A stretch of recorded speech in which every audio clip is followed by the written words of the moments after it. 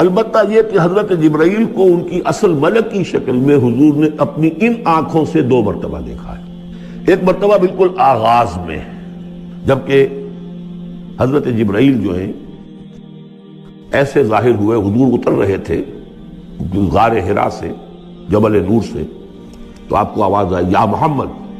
یہ پہلی وحی کے بعد جو فترت ہوئی ہے، کچھ عرصے کے لیے وحی رکی رہی، اس وقت واقعہ پیش آیا۔ آپ نے سامنے دیکھا، پیچھے دیکھا، کوئی نہیں، نظر کوئی نہیں آیا۔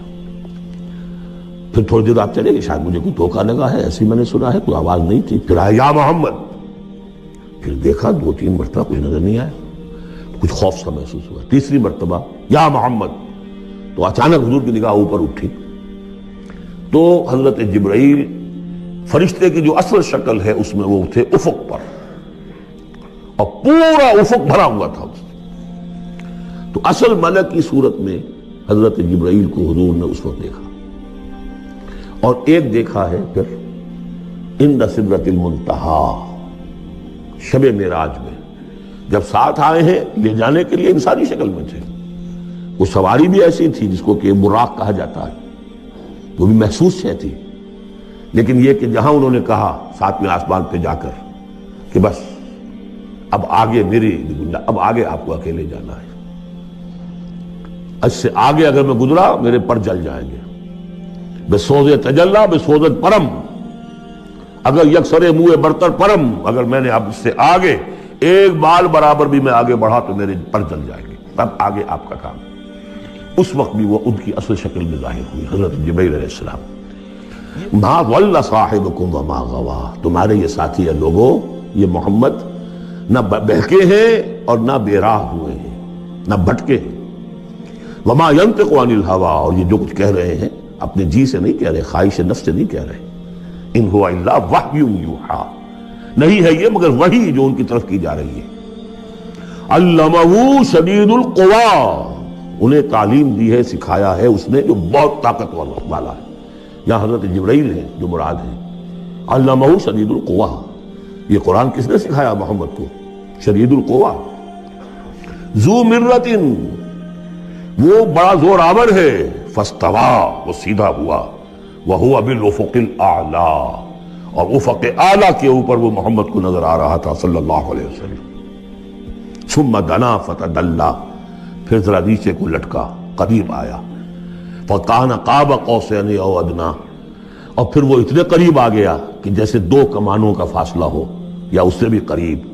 فاوحی الی عبدہ ما اوحی، پھر اس نے وحی کی اللہ کے بندے کی طرف جو وحی کی۔ وہ وحی کون سی تھی؟ وہ ہے اصل میں وحی رسالت۔ وحی نبوت جو تھی وہ تو شروع میں آ چکی، اس کے بعد یہ فترت ہو گئی تھی، کچھ وقفہ پڑ گیا تھا۔ شروع میں وحی جس سے کہ حضور کی نبوت کا ظہور ہوا ہے وہ تو ہے اقرا بسم ربک الذی خلق، خلق الانسان من علق، اقرا وربک الاکرم الذی علم بالقلم، علم الانسان ما لم یعلم۔ لیکن اب یہ سورہ مدثر کی آیات اس وقت نازل ہوئیں، یا ایھا المدثر، جب حضور گھر آ گئے اور پھر آپ نے اپنی اہلیہ سے کہا، خوف زدہ تھے، جو بھی منظر دیکھا تھا، ملک کی شکل، فرشتے کی شکل، اب وہ تو حضور ہی نے دیکھا جو دیکھا، ہم تو نہیں سمجھ سکتے کہ آپ نے کیا دیکھا، لیکن یہ کہ اس کے بعد آپ آئے، آپ نے کہا مجھے کمبل اڑا دو، لحاف اڑا دو، لحاف اوڑھ کر آپ لیٹ گئے، تو پھر وہ وہی یا ایھا المدثر قم فانذر وربک فکبر، اے لحاف میں لپٹ کر لیٹنے والے کھڑے ہو جاؤ اور خبردار کرنا شروع کر دو لوگوں کو۔ اور تمہاری اس دعوت کا نقطۂ آغاز تو انذار ہے، اور اس کا ہدف دنیا میں تکبیر رب ہے، رب کو بڑا کرو، اس کی بڑائی منواؤ، اس کی بڑائی نافذ کرو۔ اس کا نقشہ کھینچا گیا ہے۔ علمہ شدید القوی ذو مرۃ فاستوی وہو بالافق الاعلی ثم دنا فتدلی فکان قاب قوسین او ادنی فاوحی الی عبدہ ما اوحی ما کذب الفؤاد ما رأى، جو کچھ انہوں نے دیکھا ان کے دل و دماغ نے اسے جھٹلایا نہیں، یہ نہیں کہا کہ نہیں یہ کیا ہے۔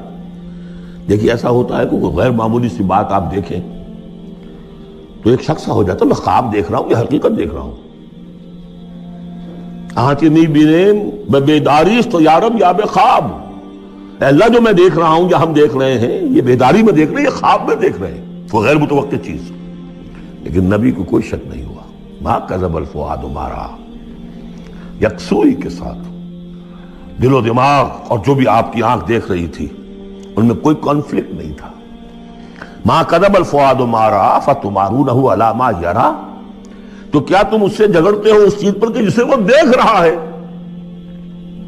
اقبال نے کہا نا کہ قلندر ہرچے گوید دیدہ گوید، جو شخص اپنا دیکھی ہوئی چیز بیان کر رہا ہے تم اس سے جھگڑ رہے ہو.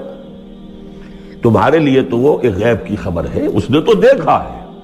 افتمارونہ علی ما یری وَلَقَدْ رَآهُ نَزْلَةً أُخْرَىٰ، اس نے تو ایک مرتبہ اور بھی دیکھا. کہاں دیکھا؟ عند سدرۃ المنتہیٰ، شب معراج میں سدرۃ المنتہیٰ. کوئی بیری کا درخت ہے، وہ کیسی بیری ہے؟ ساتویں آسمان کی بیری، وہ آخری حد ہے. مخلوق کوئی اس سے آگے نہیں جا سکتی. اس سدرۃ المنتہیٰ، منتہا نہایت، حد، جہاں کی حد ہو گئی، وہاں تک حضور پہنچے ہیں، سدرۃ المنتہیٰ تک. اندہا جنت الماوا، اور سب سے اونچی جو جنت ہوگی جنت الماوا، وہ اس کے قریب ہی ہے، وہ بھی ساتویں آسمان پر ہے. یہ تو درجہ بدرجہ ترقی ہوتی جائے گی نا. پہلی ضیافت جو ہے، پہلی نزل جو ہے، وہ تو اسی زمین پر ہو جائے گی. پھر جو ترقی ہوگی، اپنے اپنے مدارج، اپنے اپنے مراتب، اپنے اپنے مقامات، اپنے اپنے ایمان کی گہرائی، اپنے اپنے اعمال صالحہ، اپنا اپنا انفاق مال و جان، اس کے حوالے سے درجے ہوں گے. اندہا جنت الماوا اذ یغشی السدرۃ ما یغشی، جبکہ ڈھانپے ہوئے تھا اس بیری کو جو ڈھانپے ہوئے تھا. اب تمہیں کیا بتائیں کیا ڈھانپے ہوئے تھا، تم نہیں سمجھ سکتے. دیکھیں کس طریقے سے اذ یغشی السدرۃ، کوئی انوار الہیہ کا کوئی ایسا نزول ہے وہاں جو زبان میں ادا نہیں ہو سکتا. کوئی الفاظ نہیں ہے کہ جو ان کی تعبیر کر سکے. اس پر انوار الہیہ کا کوئی نزول ہے. اذ یغشی السدرۃ ما یغشی، جبکہ چھایا ہوا تھا اس بیری کے اوپر جو چھایا ہوا تھا، جبکہ ڈھانپا ہوا تھا اس بیری کو جس میں ڈھانکا ہوا تھا. ما زاغ البصر وما طغی، نبی کی آنکھ اس وقت نہ کج ہوئی نہ حد سے بڑھی. یہ دو انتہائیں ہوتی ہیں. ایک تو یہ کہ آپ کسی انٹینس لائٹ کو فیس نہ کر سکے تو نگاہ ہٹائیں گے، آپ یہ جھپک لیں گے، فیس نہیں کر سکتے اگر آپ میں ہمت نہیں، استعداد نہیں ہے. نبی کا ظرف اتنا تھا کہ ان انوار الہیہ کا براہ راست مشاہدہ کیا ہے، اور نگاہ آپ کو ادھر ادھر کرنے کی ضرورت پیش نہیں آئی. لیکن طغا ایک حد ادب بھی ہوتا ہے جس سے آگے انسان کو نہیں جانا چاہیے. نگاہ جو ہے اس نے بے ادبی کی روش بھی اختیار نہ کی. علامہ اقبال نے، واقعہ یہ کہ اس آیت کو میں نے سمجھا علامہ اقبال کے ایک شعر سے، اور اکثر و بیشتر لوگ نہیں سمجھ سکے اس آیت کو. ذوق و شوق کے نام سے جو ان کی نظم ہے بال جبریل میں، وہ میرے نزدیک ان کے شاعرانہ جو ان کی استعداد ہے اس میں بلند ترین نظم ہے. وہ جہاں تک پیغام ان کا جو ہے امت مسلمہ کے لیے، اس کے لیے ابلیس کی مجلس شورا، وہ کلائمیکس ہے، اور وہ ہے بھی ان کے آخری زمانے کی نظم ہے. سن 36 میں انہوں نے کہی ہے. اس کے بعد تو بیماری اتنے رہے ہیں، بہت کم اشعار کہے. لیکن اس میں ذوق و شوق میں ایک شعر ہے: عین وصال میں مجھے حوصلہ نظر نہ تھا، عین وصال میں مجھے حوصلہ نظر نہ تھا، گرچہ بہانہ جو رہی میری نگاہ بے ادب. میری نگاہ بے ادب بہانہ تلاش کرتی رہی کہ میں مشاہدہ براہ راست کروں، حالانکہ عین وصال ہے اس وقت، لیکن یہ کہ میرے اندر حوصلہ نہ تھا کہ میں حسن کا براہ راست مشاہدہ کر سکوں. عین وصال میں مجھے حوصلہ نظر نہ تھا، گرچہ بہانہ جو رہی میری نگاہ بے ادب. یہاں ان دونوں چیزوں کے برعکس بات ہے جو اقبال اپنے بارے میں کہہ رہا ہے. میں تو بے ادب بھی ہوں، اور میں تو چاہتا تھا کسی طریقے سے حد ادب سے تجاوز کر کے دیکھوں، لیکن میرے اندر تو حوصلہ نہیں تھا. محمد میں وہ حوصلہ تھا، دیکھا ہے، براہ راست دیکھا ہے، نگاہ جما کر دیکھا ہے، لیکن ایک حد سے تجاوز نہیں کیا، حد ادب کے اندر رہے. ما زاغ البصر وما طغى لقد رأى من آیات ربہ الکبریٰ، دیکھا انہوں نے اپنے رب کی عظیم ترین آیات کو.